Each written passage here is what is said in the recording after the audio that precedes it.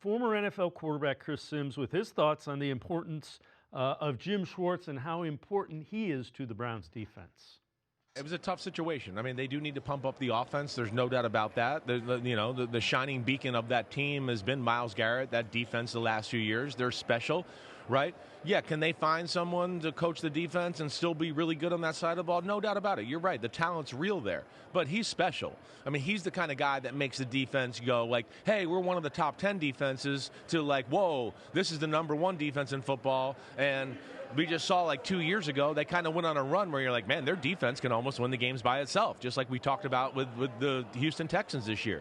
So that situation was dicey. I really thought ultimately they would hire Jim Schwartz just because of the special defensive mind he is. They don't have a lot of things in that organization to hang their hat on, and that was one of those things there. But yeah, he obviously feels like he was kind of in the leader house, and then they pulled the old okey doke on him, and he's not happy about it.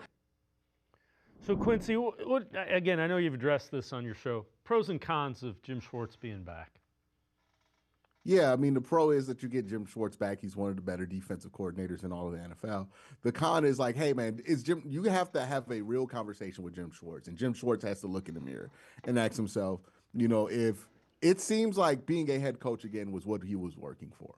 And I can be empathetic to Jim Schwartz in this way, where I say to myself, if I were working really hard for a promotion in an organization and I did not get that promotion, and they passed me up for somebody else, and I really felt like I had earned it, that is going to impact your ability to work for that organization going forward. Some people are able to suck it up, put their best foot forward, and keep going.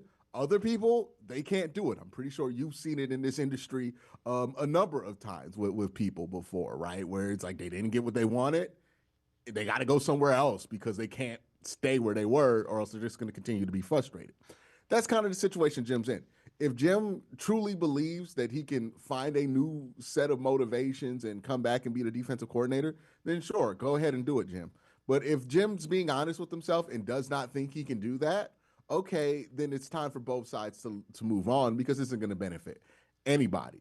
That's the real question, right? Like, are they going to be able to get to that point with Jim Schwartz? Is Jim Schwartz going to have enough time to even get to that place? I don't think it's likely, if I'm being honest. I think it's more or less, hey, Jim's probably going to take a break for a little while and then pop up somewhere else.